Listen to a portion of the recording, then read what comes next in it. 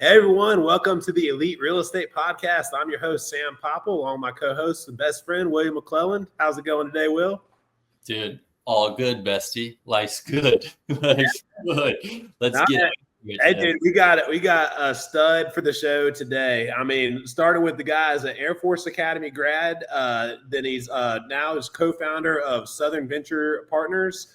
They specialize in historic redevelopment projects. He has done over 25 plus self-sourced property rehabs with successful capital returns for all those. He manages both commercial and multifamily investments and has a wife and 3 beautiful children. So without further ado, let's bring on Zach Westerfield. Hey guys, how's it going? How you doing, Zach? Doing great, living the dream. Dude, you're definitely living the dream. I actually missed that before that you're an Academy grad, dude. You got to add that's additional props there. My dad's actually an Academy grad as well, so I automatically just think so much higher of someone after I know they went there because I know that you not only are a smart guy, but you're probably pretty athletic too because it's not easy to get in. We like to say a great place to be from, not a great place to be at. Yeah, that's a great way to put that. Yeah. No, that's awesome, man. Thanks for your service, and yeah, that's super cool. My younger brother, he's in flight school right now, but Navy. So, okay. Yeah, very cool. So we're just gonna kind of dive right into it, man. If you're cool with it, get to know who Zach is, what you guys are doing, what exactly Southern Ventures is. Just getting to know you. So that work? Let's do it. Cool, man. So let's just kind of start from the beginning. Let's talk about where you grew up. We know where you went to college. And then kind of early life, what kind of led you to go to the academy, and then that experience in the Air Force and kind of where you're at now. Okay. Yeah. So Zach Westerfield, I was born and raised on a small farm in Middle Georgia, a place called Pike County. When I was there, when I grew up, the whole county had one traffic light in the entire county. So rural area down in Middle Georgia, about an hour and a half south of Atlanta. Had a great childhood, middle class, worked hard growing up on the farm, played sports, loved the outdoors, hunting, fishing. Today, still passionate about the outdoors. Really love to hunt just about anything, fish when I can. Camping, hiking, all of that, everything you kind of do in that type of rural atmosphere. Was always interesting, growing up, always wanted to serve the military since as long as I could remember, wanted to serve. Neither one of my parents did, but my grandfather was a World War II vet, retired from the Air Force. And it was just something that was kind of ingrained in me. I always wanted to do. About my freshman year in high school, I was already thinking about what I wanted to do, as a career as well. And I said, well, I like architecture and engineering. So kind of was leaning towards engineering. And then I found out, had never heard of military academies before, but they said, oh yeah, there's this school you can go to where you can be in the military and get an engineering degree at the same time. And by the way, they're pretty good engineering schools. I said, okay, sign me up. Let's do it.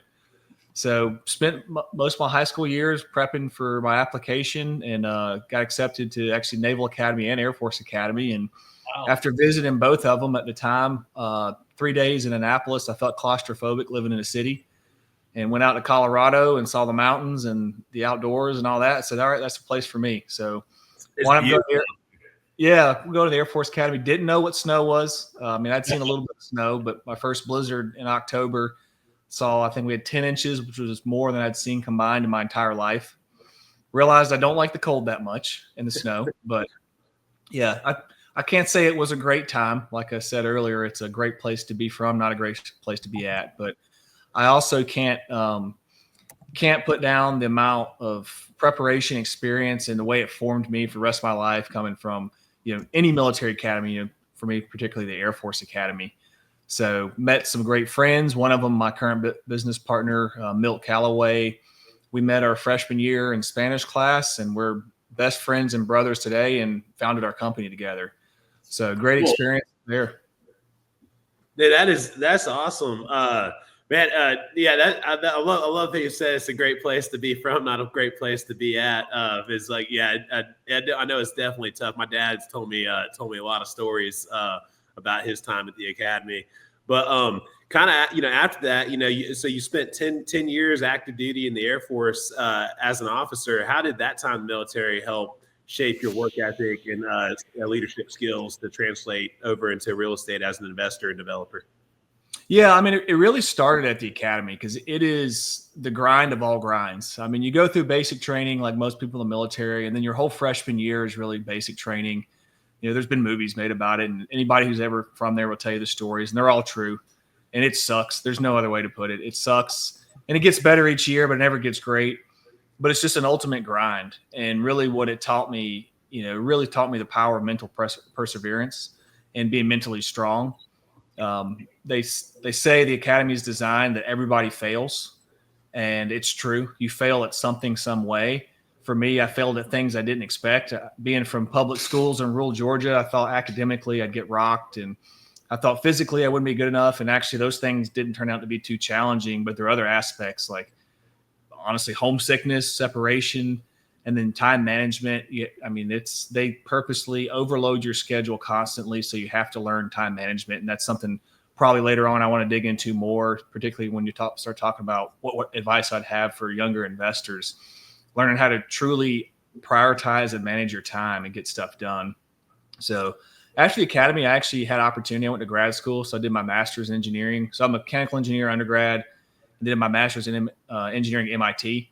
So I had the opportunity to step out as getting paid as an officer and go into the civilian world and 2 years of grad school, which was great. I mean, MIT, if you're not familiar, every cliche you've ever heard about, it's 100% true.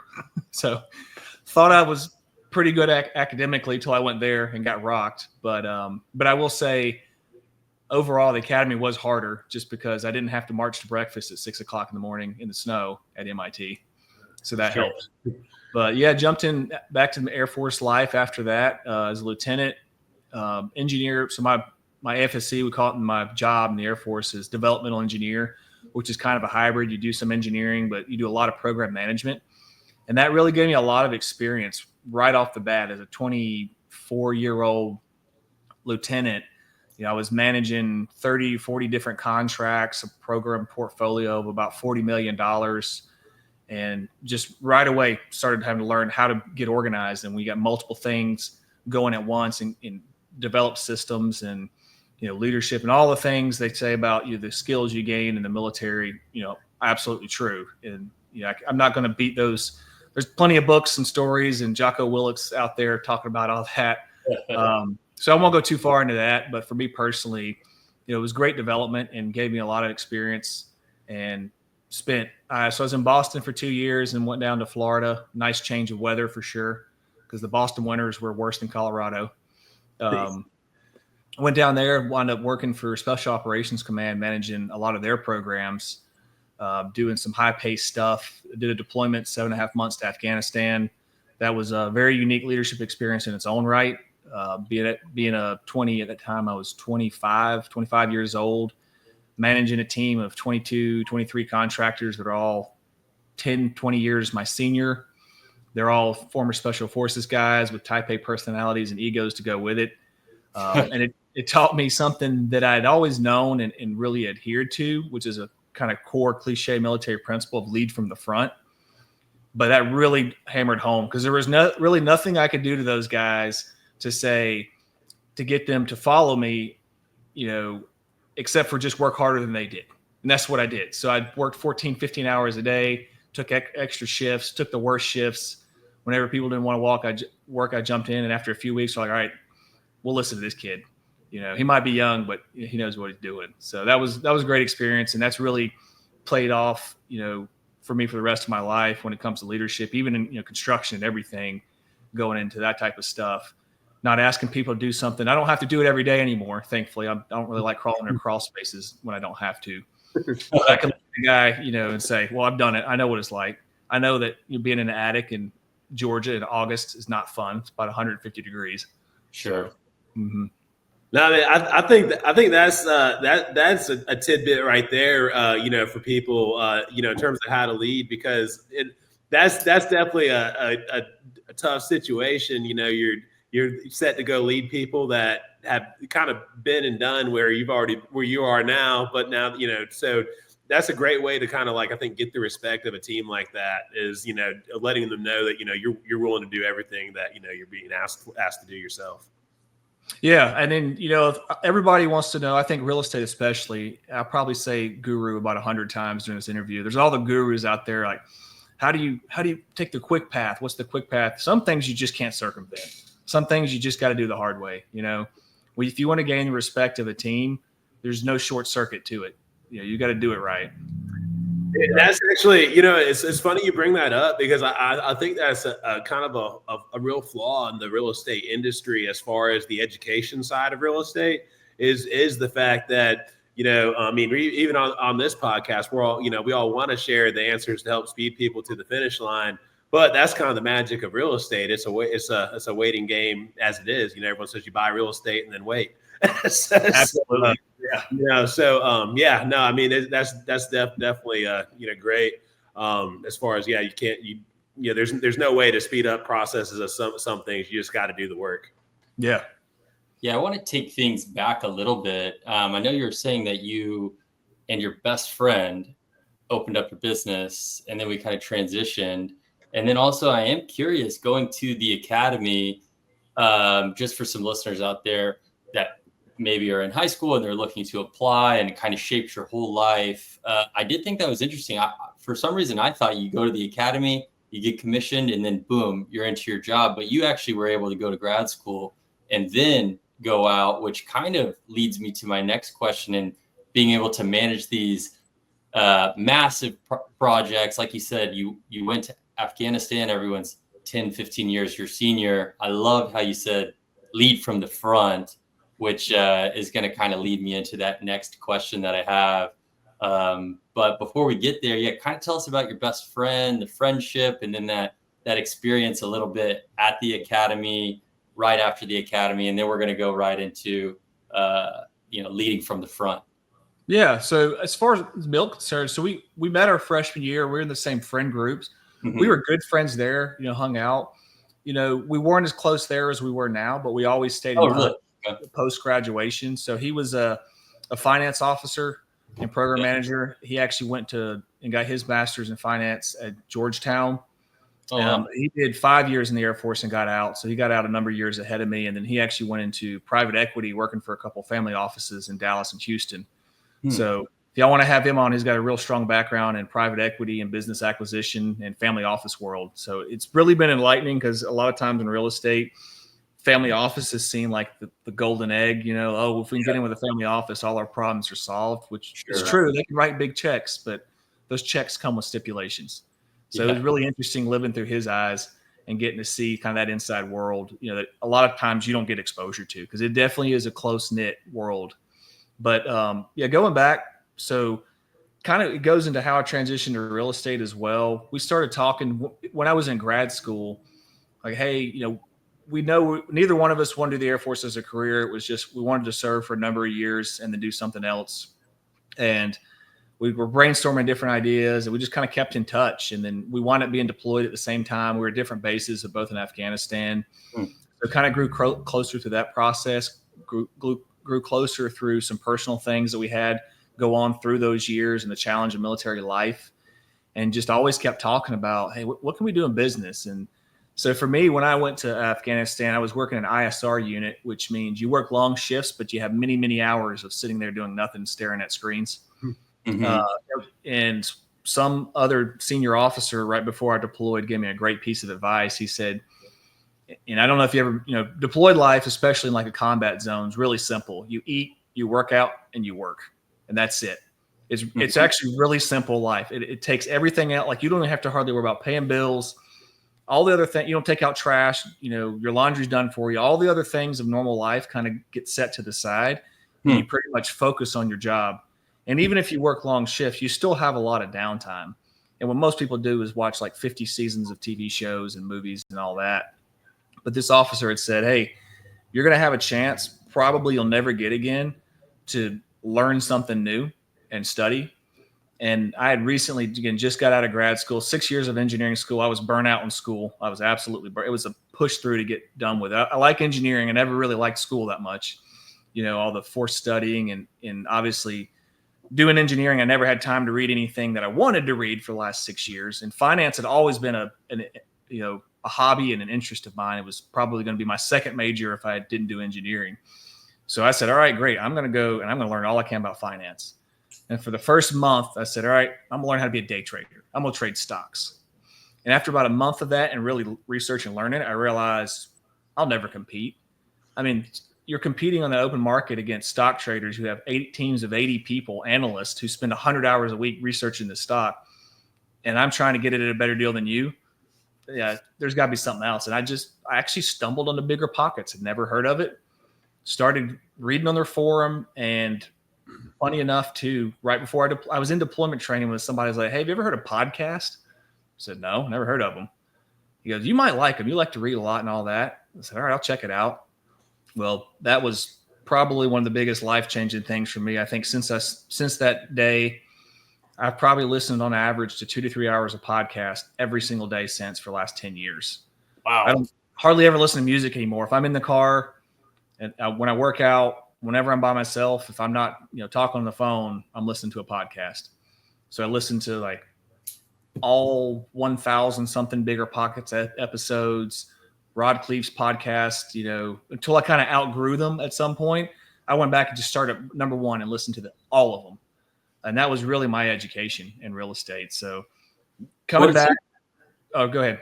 Yeah. What are some other ones? I mean, I'm sure a lot of people who are listening here, they're interested in podcasts, right? If they're here. And so yeah, I really like the, Bigger Pockets. If you're like somebody brand new, I'd say just start at episode 1 and listen like the first 500, especially the Brandon Turner and the Josh Dorkin ones. Yeah. They eventually evolved and they split off. And so I kind of got to where I wasn't getting as much out of them. Really focused more towards begigners. I hated it when Brandon Turner left. Yeah, I pretty much stopped listening when he left. Yeah. And I've heard that quite a lot. to that one. Now one of my favorites is On the Market, which is, I don't know if you've listened to On the Market. It's another Bigger Pockets spinoff. So it's a Bigger Pockets enterprise, but they focus pretty much mainly on data. There's not as much personal development. I mean, the personal development stuff's fine, but I've got enough drive and motivation at this point. That's not a problem. I want technicals, data. What's the market doing? What's this sector doing? Yeah. Kevin Bupp with Sunrise Capital has a great one as well. I listen to a lot of his. And a daily one I listen to is Victor Menashe, the Real Estate Espresso podcast. He does a 5-minute podcast every day, and he's been doing it for a number of years. He's one of the only people that's doing a daily podcast that consistently. And he's very data focused as well, and has a great podcast. That's pretty cool. No, that's great. It's almost half a dozen options there. I love it. Yeah. So your partner, you guys met at the Air Force Academy. You guys both went to grad school. You guys both, were deployed at the same time. You had this epiphany. You had, someone that also was great dropping knowledge, like, hey, don't watch this TV, learn something new. I think that's awesome having another officer say that. And then, boom, you loved it. You fell in, you went and dove in head first. So with these types of experiences of large scale projects, being able to have that drive internally and manage these teams, do you think that has also helped you being in real estate now? And what are those similarities? Oh, absolutely. Yeah. And if you want, I'll go through the quick kind of evolution, how we got. Yeah. So when I got back, and I'd learned another great thing I was going to say for like new investors is don't act too quick. Like everybody wants to go out and buy their first house and then learn on the fly. And me being in Afghanistan for 7.5 months, I wasn't able to. So I got back. I'd learned a lot more probably than if I'd started at home and I 2 months later jumped into it and had saved up $10,000. So got a private loan, bought a rental property, fixed it up and did a BRRRR. And so I started BRRRRing single families down in the panhandle of Florida and did that for a number of years. Again, hadn't formed Southern Ventures, just working with my partner. We just stayed in contact, just kind of keeping abreast of what I was doing. He was working private. He was in Dallas and then for 3 years and moved to Houston. So he was in his private equity job at that point.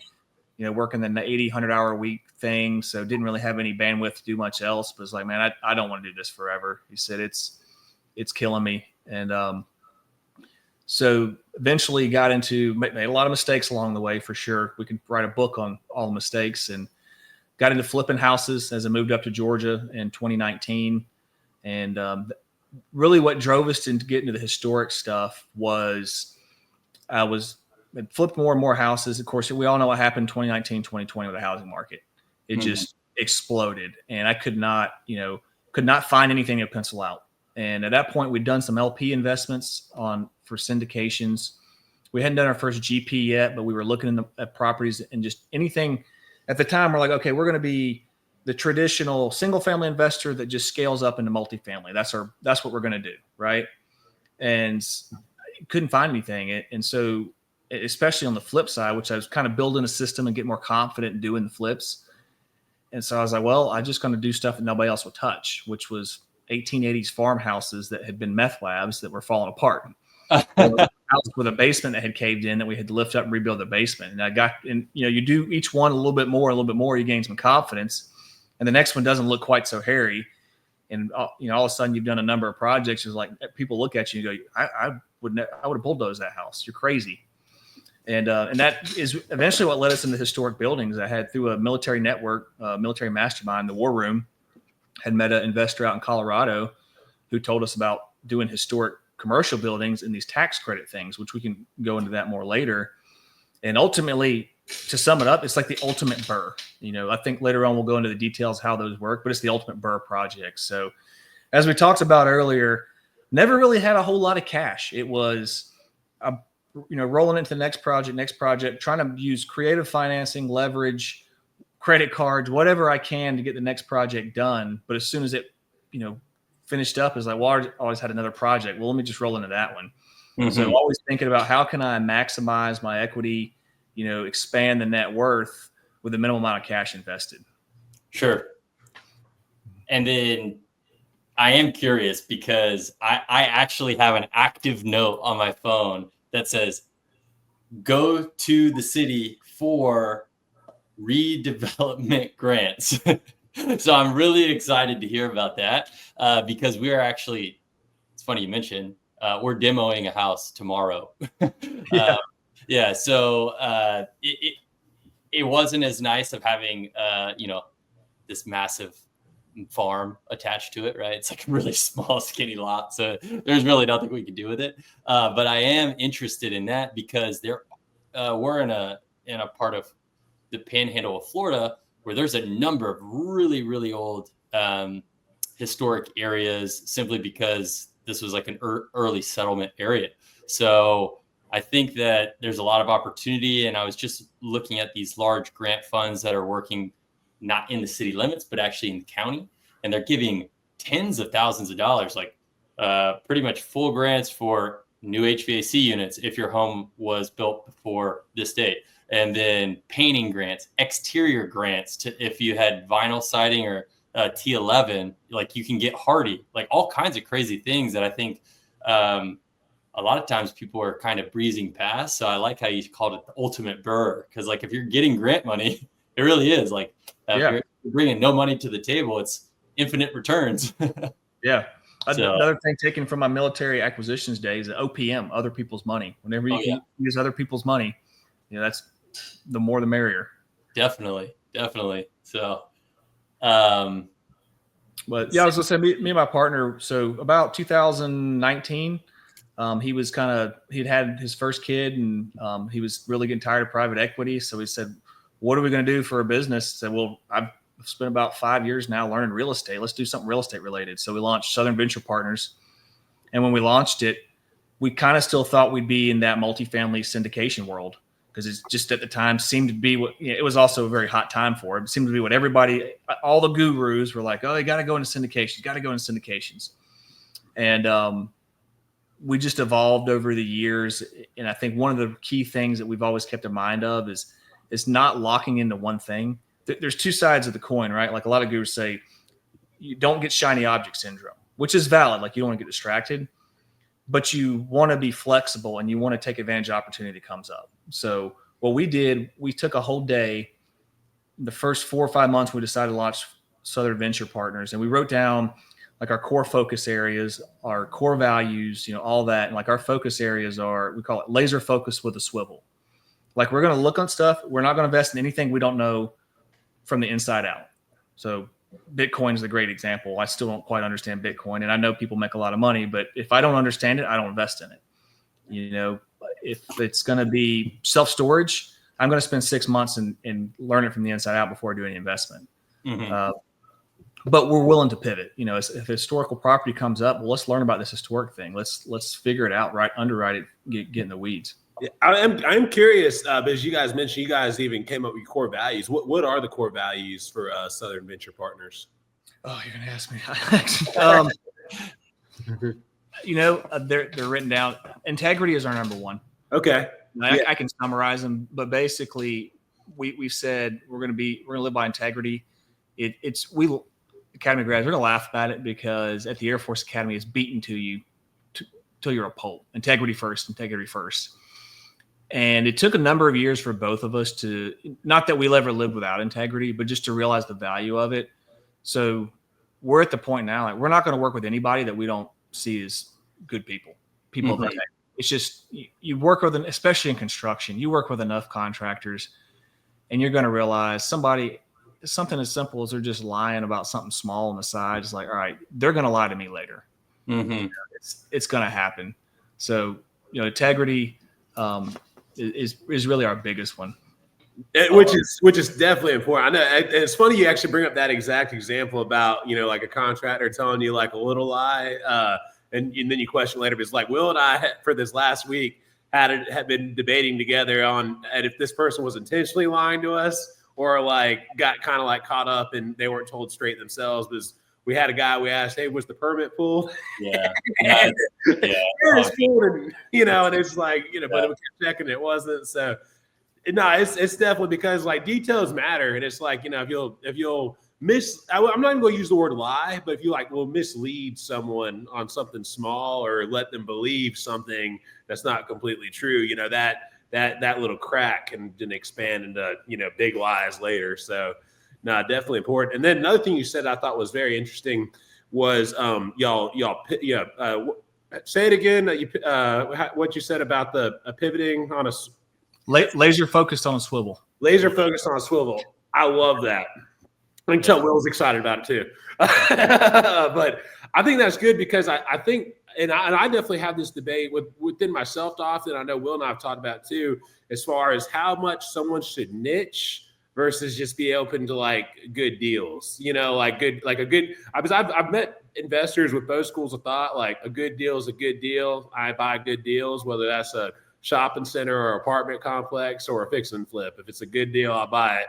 And then I know people that I do flips or I do multifamily or I do where it's very niche. And so how do you decide, what do you, I know you guys mainly special in the historic rehabs, but then when do you guys decide if it's still worth, pivoting onto something else? Well, it goes back to, like I said, we laid out our core principles, which is essentially only invest in what we know. We're only going to invest in something that we know from the inside out. So that leaves us, by taking that approach to it, we're open to stuff. If new stuff comes up, we'll look at it, but we're not going to jump into it feet first. And as we've built Southern Venture Partners, and we'll probably get into it more later about vertical integration, as we start our construction subsidiary areas, we're now looking at starting an engineering branch. They all play off each other and complement. Like our construction company self-performs our work for our flips and our rehabs. Some people from the outside might look at it and go, well, you kind of diverted into construction there. I thought you were doing real estate investment. Well, from the outside, it looks like that. But at the end of the day, we're on everything we do is rehab. I've never done a project that's didn't need a rehab. I've never bought a move-in ready unit or house or anything.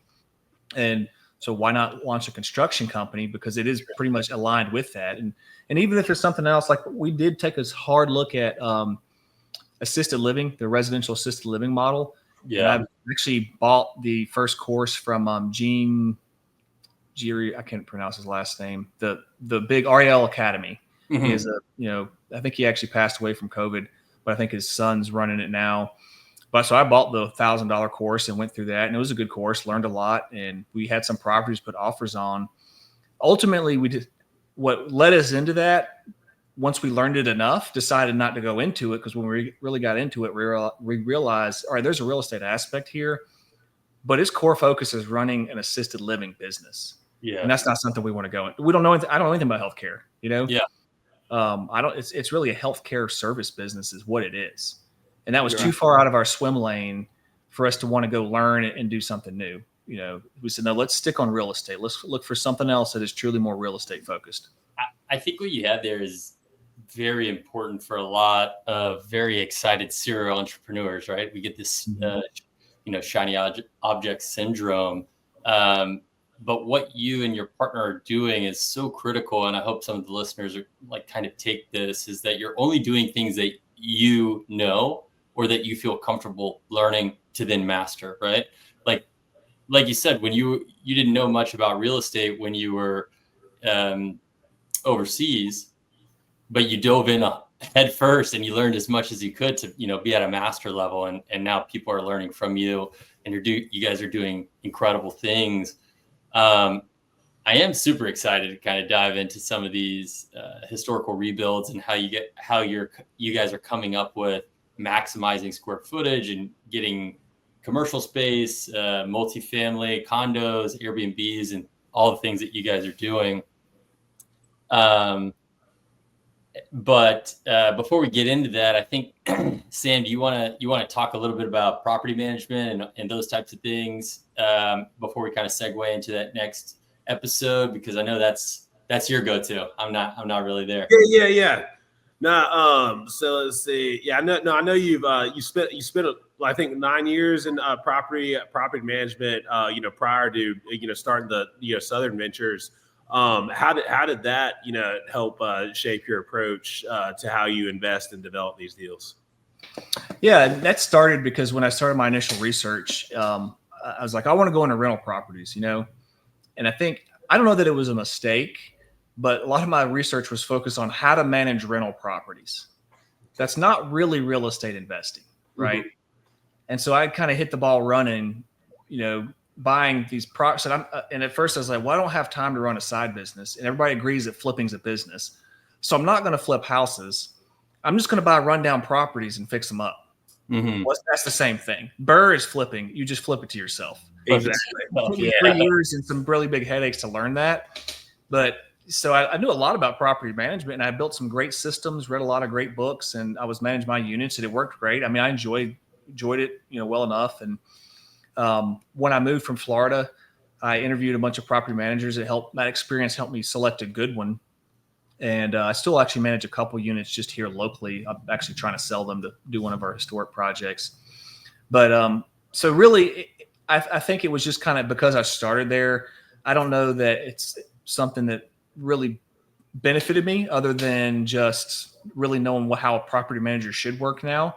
Mm-hmm. You think I would know better. We're actually in the process of firing our current property manager in one of our buildings right now. It's the worst one I've ever seen or even heard of. Mm-hmm. Thankfully, she's gone next week on the 30th.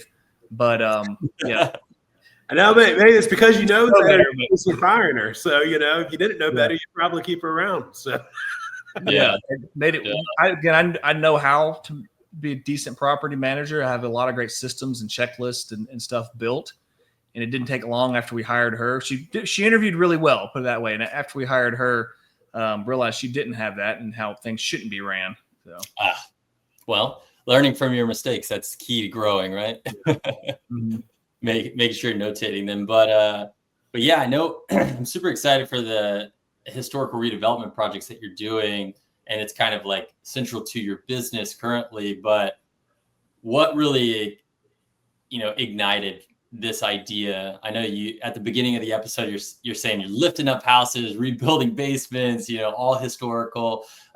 You went through a whole bunch of different outlets and types of flips and remodels and things like that. But, what kind of, locked you back down? And I think it's really cool that you're back in your community that you grew up in, and what kind of impact have you seen directly to the community and people maybe that you grew up with? Yeah. Well, kind of tying all the last 10 minutes together, we're talking about different focuses and whatever. Ultimately, what we kind of realized is, as we were getting Southern Ventures up and going, is we are value add investors. We might be apartment investors, we might be flip investors, we might be single families, but we are value add through construction investors, mainly residential, right? That's our focus. Because I knew property management for residential, that played into that. So that's really our focus. And you can throw a lot of things. You can throw short-term rentals in there. You can throw historic properties, whatever. So as we were looking for properties again during post-COVID, when there's just nothing available and the apartment market was insane. I mean, I had just through a network, through a military mastermind, a friend of mine had said, "Hey, have you ever heard of these historic tax credit things?" And I said, "No." He said, "Well, he was in Colorado. So you're in Georgia. There's hundreds of buildings around that qualify for these things. You should look into it." So we took 6 months, started researching it all we could, and started building models. Me and my partner are both real big on, we're both probably underwriters. With each have our own strengths, so we make a pretty good underwriting team. And we started underwriting these deals and realized that, hey, with these tax credits, you can essentially buy a property for very, very cheap, pennies on the dollar. Like our first one we bought for $195,000 building. We just bought one for $80,000 commercial building. We paid $80,000 for the building. You put a couple $1 million in the rehab, and you have a building that's worth $2.5, $3 million that cash flows. And if you do it right, you can do it at the end of the day for little to no money out of pocket. And again, ultimate burr, except for I'm not burring a single family house that makes $30,000 in equity and pays me $200 a month. It's all well and good because I still have no money invested in that house if it works out right. Yeah. Now a $2 million building that makes $2,000 or $3,000 a month that has $500,000 in equity. Wow. So that was cool. And then what really tied it all together was, again, I moved back to Georgia, right near where I grew up, and I've always been, wanting to get involved in the community. I've always loved my area where I grew up and spent my whole childhood here, had a lot of connections, and started looking around some of these towns. And we are strategically located on the outer rim of Metro Atlanta. So growth is happening. And this kind of gets into the whole tertiary market conversation. And me and my partner, in our many conversations over the years, had said, we really want to focus on tertiary markets because we think that's where it's at.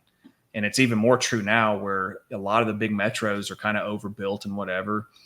There's their own challenges to tertiary markets, but we actually had the opportunity where actually my mom had said, hey, she was kind of talking to her, hey, I'm looking at this historic building thing. It's kind of cool.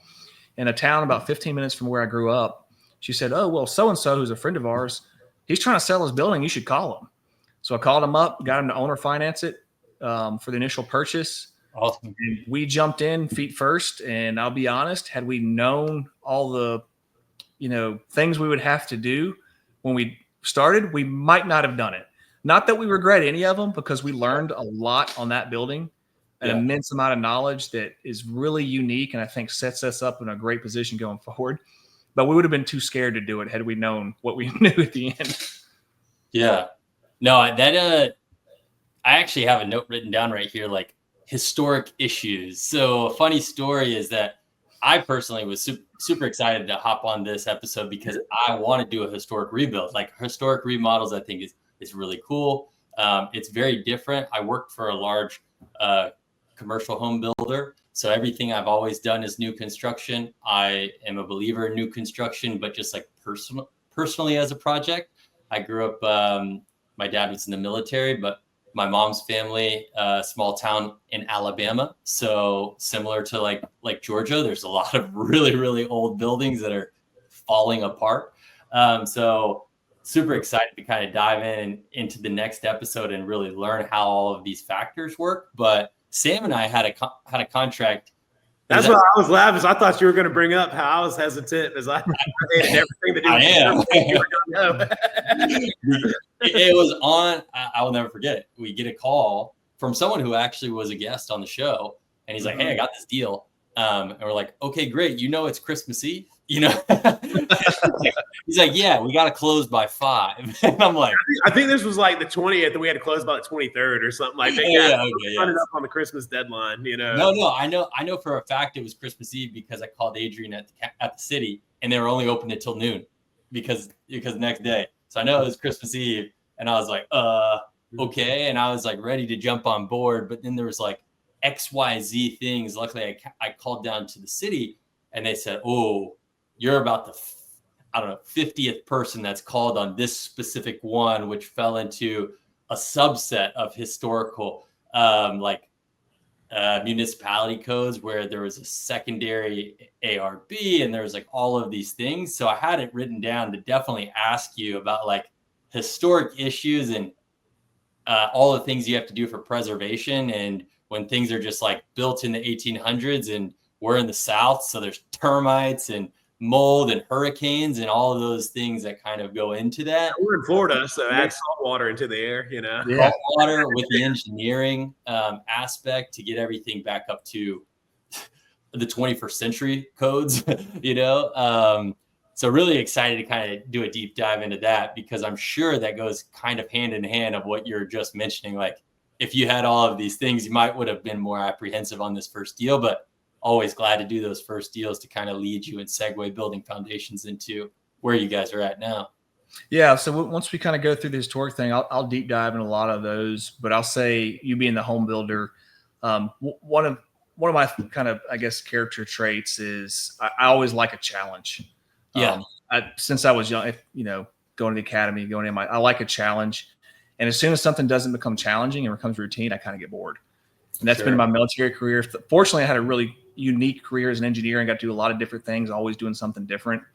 But it was the same in real estate. After I flipped, renovated about 5 or 6 1970 ranches that were so similar, I actually would forget sometimes which property address I was in because it's the same floor plan. I was like, okay, I've got this down. I want something new.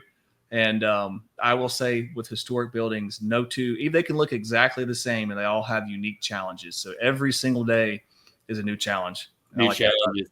One thing I didn't really even think of until you just said that, is, I mean, back then, everything was custom, pretty much everything was built, for that place, versus, because they didn't have mass production cabinets and, things that, you can just order, pre-made and ready to go. And early 1900s, Sam, you could buy a full house from Sears. Delivered to your house. Yeah, they were in the catalog. Yeah, in the catalog. So cool. I just saw something cool like that. But yeah, no, everything handmade. So obviously that presents its own sets of issues. Right. Yeah.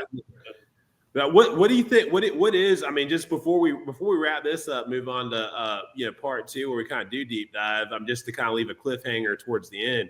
What is like one of the biggest red flags that you see in a historic deal that would just make you go like, nope, I'm gone, So I guess if you really want to leave a cliffhanger, the worse the better. I want a building that's nothing but a shell. In fact, the one we're doing right now was nothing but all we saved was the exterior brick wall and the one brick wall that went down the middle, and that's it. And I'll explain, in the second one why. It's more. That's where the development play comes in, and that's in the due diligence. It's the 3 big things that are going to shut you down: parking, utilities, and zoning. Yeah. And so you want to take care of those and have solutions for them before you close, because without those, it kind of goes back to community impact. Any development, these not, also included, you cannot work without the city. In the United States, city zoning is regulated at the local level. Your zoning code is. If they don't like you, you're not doing it, period. So that's a big key. Kind of go back to the local thing. I was fortunate to know a lot of the officials. And in small town, at the zoning hearings, this is Zach. He's a local guy. And that carries a lot of weight just because I'm from the area versus an Atlanta investor coming in and wanting to do a project.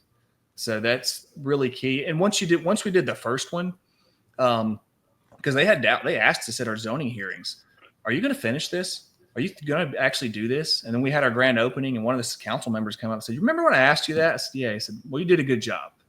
And he voted for us on the next one. We had to go back to the same council for another zoning hearing. And after we did that first one, we haven't reached out on hardly any buildings. We've had cities calling us saying, hey, we heard what you did over there. We got this old building. We want to, we're talking their core focus downtown, like right on their main streets. And as they're trying to revitalize these small towns, This isn't downtown Atlanta. By themselves, the financials don't underwrite to put $2 million into these buildings.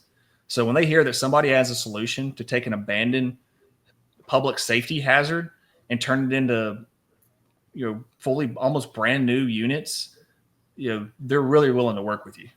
That's amazing. Yeah, no, that's really cool. So you want a big problem that would most people run, and then the key is to have a great relationship with the city. Yep, you can get them. There's nobody else. Like, I don't like to compete. That was another one of our core principles. We don't want to compete. I really don't believe I'm better than anybody else out there. So if there's 100 people competing on a multifamily offer, I'm out. I'm always going to lose in an auction environment. There's nobody lined up to buy these buildings. So we can put them under 6-month long contracts. We'll get owner financing. We've been able to be really creative with them because they have no other option. I mean, they've been sitting there. Some of them have been on the market, some of them are off market, some of them have been on the market for 4 years and had nobody's bought them. Wow. Matt, now you opened me up some more questions, but I definitely think I got to take them into part 2 because definitely. I was even going to say, like, where are you finding these? How are you finding these? Who are you talking to? What's going on? I'm definitely intrigued. Matt, on that note, because I think now we are, to the present day, I'm thinking we should go ahead and wrap this so that we can get into the meat potatoes in part 2. What do you think, Will? Yeah, man. So, Zach, where's everybody going to find you? Best way is to email me, Zach, ZACH, at southvp.com. It's Southern Venture Partners, southvp.com, or our website, www.southvp.com. You can find me or my partner, Milt. Perfect. Sam, where are we going to find you at? Yeah, so please go to our YouTube channel, the Elite Real Estate Podcast, and follow us there. We really want to get our subscribers up, so that is what we are asking everybody who is listening to this episode to please go to the Elite Real Estate Podcast on YouTube and hit that subscribe button. Outside of that, check out the EliteRealEstatePodcast.com. We post our new episodes there as well as our contact sheets, so you can send us any deals you're looking at. If you would like to be on the podcast and send an inquiry to us there, you can shoot it there as well. And also, if you have any deals in the Pensacola area for land that we can develop, please send them to us, because Will and I are looking for land deals in Escambia County, Florida. So if you have any deals, please send them to us at our website, the EliteRealEstatePodcast.com. And if you just want to reach out to me personally to either talk about real estate or just talk to me about deals you're looking at, feel free to shoot me a DM on Instagram at Sam_FloridaMan. So I definitely post regularly because I have 4 restaurants, so got to keep everything going. So check out my Instagram page. But like I said, we're really trying to work on the YouTube. So the Elite Real Estate Podcast on YouTube. Will, anything else before we go on to part 2? No, it's great. Zach, thanks for your time, and I look forward to seeing you guys in the next one. Yeah, thank you.